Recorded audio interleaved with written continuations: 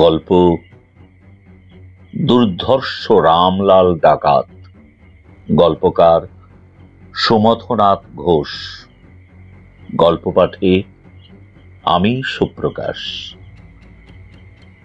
সেদিন চম্বলের কুখ্যাত দস্যু সর্দার, যাকে ধরার জন্য 5 বছর ধরে সারা ভারতে তোলপাড় করে বেড়াচ্ছে যত গোয়েন্দা ও পুলিশ বাহিনী, যার মস্তকের মূল্য সরকার থেকে ঘোষিত হয়ে বাড়তে বাড়তে ক্রমশ 50,000-এ উঠেছিল, হঠাৎ সে ধরা পড়েছে আমাদের এই কলকাতার মানিকতলার এক বস্তির কুঁড়ে ঘরে। সকালবেলা খাটিয়ায় বসে স্ত্রী ও শিশু পুত্রকন্যার সঙ্গে যখন আলাপরত, সংবাদপত্রের প্রথম পৃষ্ঠায় বড় বড় হরফে পরদিন এ খবরটা পড়ে সর্বপ্রথম যার কথাটা মনে হলো, তার নাম কোথাও খুঁজে না পেয়ে বিস্মিত হলুম। সারা ভারতের ত্রাস স্বরূপ যেই দুর্দান্ত দুর্ধর্ষ নিষ্ঠুর জল্লাদকে ধরলে সে দুঃসাহসিক বীরপুরুষটি সে কে, কি নাম তার, কেন বড় বড় হরফে ছাপা হয়নি তার কথা। ভাবতে ভাবতে হঠাৎ 50 বছর আগে আমরা শৈশবে ফিরে যাই। মনে পড়ে গেল, যখন মায়ের কোলে শুয়ে দুধ খেতে যাইতুম না, মা ভাত খাওয়াতে গেলে পেট ভরে গেছে আর খাবো না বললে সাধারণত মায়েরা যেমন জুজুর ভয় দেখিয়ে বা ভূত পেতনি ব্রহ্মদৈত্যের কথা ভয়ার্ত কণ্ঠে বলে, শিগগির খেয়ে নাও নলে এক্ষুনি রাখবো জুজুকে, এই জুজু আয় তো, কিংবা আয় তো ভূত, খোকাকে নিয়ে যা তো, খোকা খেতে চাইছে না বলে ভয় দেখিয়ে খাওয়ায়। আমার মাকে কিন্তু এসব বলতে শুনিনি। খাবো না বলে মুখ ঘোরালে তিনি চোখ দুটো বড় বড় করে বলতেন, ওই রামলাল ডাকাত আসছে, শিগগির খেয়ে নাও। ব্যাস, আর দ্বিতীয়বার বলতে হতো না। ভয়ে সারা দেহে কাঁটা হয়ে উঠত এবং নিমেষে খাদ্যবস্তুও যথাস্থানে প্রস্থান করত। ভূত প্রেতের চেয়ে ওই রামলাল ডাকাতকে কেবল শিশুরা নয়, তাদের মা বাবা এমনকি গাঁয়ের বৃদ্ধ বৃদ্ধারা পর্যন্ত সে নাম শুনলে যেন আতঙ্কে শিউরে উঠতেন।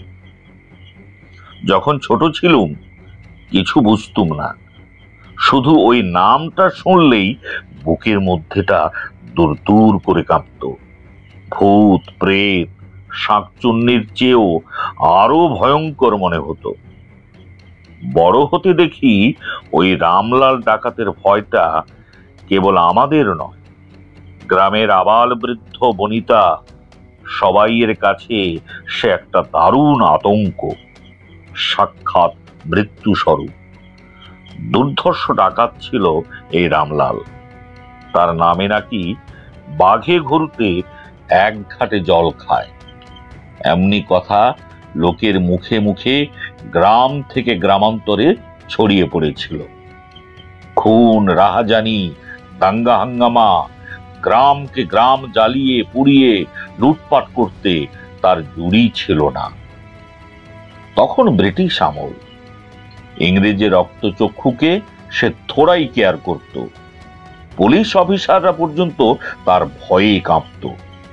কখন কোথা থেকে কোন ছদ্মবেশে কার কাঁচা মাথাটা দেহ থেকে ছিঁড়ে নেবে কেউ জানত না।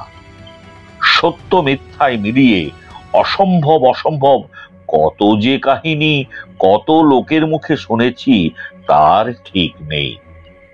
মা বাবা ঠাকুমা এবং গাঁয়ের কত লোককে জিজ্ঞেস করেছি কিরকম তাকে দেখতে, কেমন চেহারা, কিন্তু কেউই সঠিক উত্তর দিতে পারেনি। কেউ বলে ইয়া লম্বা চওড়া বিরাট দৈত্যের মতো দেখতে, কেউ বা বলে অন্য রকম। মোট কথা, একজনের সঙ্গে আর একজনের বর্ণনার মিল কখনোই হয় না।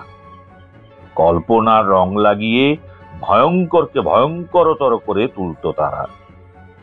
গোরা পুলিশ সারা গাঁকে ঘিরে ফেলে প্রত্যেকটি ঘরে অনুসন্ধান করেও নাকি ধরতে পারে না।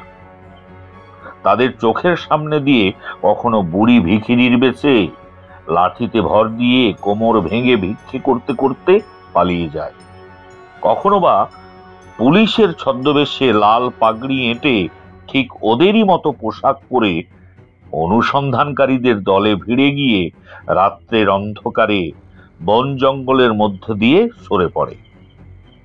একাধিকবার হত্যার অভিযোগে রামলালের মাথার জন্য যখন 50,000 টাকা পুরস্কার ঘোষিত হয়েছিল, তখন হঠাৎ একদিন সারা গাঁয়ের লোক আনন্দে উল্লসিত হয়ে উঠল। রামলাল ডাকাত নাকি ধরা পড়েছে। তার বিচার হবে ডায়মন্ড হারবার কোর্টে আগামী সোমবার। 5-7খানা গাঁয়ের ছেলে বুড়ো ছুটল আদালতে। বিচারে যে তার ফাঁসি হবে এটা সবাই জানত, কিন্তু তবু যে সবাই ছুটছিল তার ওই একটাই কারণ, 7খানা গাঁয়ের আতঙ্ক যে মানুষটা ব্রিটিশ সরকারের সুদক্ষ গোয়েন্দা পুলিশের চোখকে ফাঁকি দিয়ে দীর্ঘদিন খুন, জখম, হত্যা, লুটতরাজ ইচ্ছা মতো চালিয়েছে, তাকে দেখতে কেমন, এটাই ছিল সকলের কৌতূহল। বলা বাহুল্য, আমিও সেই কৌতূহল বুকে নিয়ে বাবার সঙ্গে ভোরে উঠে 2 ক্রোশ পথ হেঁটে আদালতে ঢুকে দর্শকদের আসনে আগে ভাগে স্থান নিয়েছিল। যথাসময়ে আদালতের কাজ শুরু হলো। 2 হাতে হাতকড়া ও কোমরে দড়ি বেঁধে রামলালকে নিয়ে এসে রিভলভারধারী পুলিশের দল যখন কাঠগড়ায় দাঁড় করিয়ে দিলে, তখন বিস্ময়ে আমি হতভম্ব। এই রামলাল, ব্রিটিশ সরকারের ত্রাস, মাখোয়া গাঁয়ের মানুষের ঘুম কেড়ে নেওয়া আতঙ্ক, এই ছোট্ট বেঁটে খাটো ফুট 5 মতো এক রোগা খিড়খিড়ে মানুষটার ভেতরে এত বিক্রম, এত দুর্জয় সাহস। বয়স কত হবে? বড়জোর 40-এর কাছাকাছি, কিন্তু দেখলে মনে হয় আরো কম। লৌহ আকর দিয়ে তৈরি কঠিন চেহারা, ছোট ছোট চোখ দুটোর মধ্যে যেন আগ্নেয়গিরি জ্বালা। সওয়াল শেষ হলে হাকিম যখন তাকে জিজ্ঞেস করলেন, তুমি আইনের চোখে যে অপরাধ করেছো তাতে তোমার শাস্তি প্রাণদণ্ড। এখন যদি তোমার কিছু বলার থাকে বলতে পারো। রামলাল তেজোদ্দীপ্ত কণ্ঠে বললে, হুজুর, আমার এই শাস্তির বিরুদ্ধে কিছু বলার নেই, তবে ওই যে লোকটি আমাকে ধরেছে বলে দাবি জানাচ্ছে সেটি সম্পূর্ণ মিথ্যা। যেন আদালত ঘরটা হঠাৎ চমকে উঠল। হাকিম তার চশমার ভেতর দিয়ে বড় বড় চোখে ওর মুখের দিকে তাকিয়ে বললেন, সে কি? আরো যারা সাক্ষী এখানে রয়েছেন তারাও দেখেছেন ওই লোকটি ধরেছে। ওর ঘরে তুমি সেদিন গভীর রাত্রে ঢুকেছিলে চুরি করতে। ওর পাশে শুয়ে ঘুমোচ্ছিল ওর স্ত্রী, আর স্ত্রীর বুকের কাছে ছিল ওই শিশুপুত্রটি। ওই তো তোমার সামনে এখনো দাঁড়িয়ে রয়েছে ওরা সকলে, সেই লোক, তার স্ত্রী আর তার কোলের বাচ্চাটি।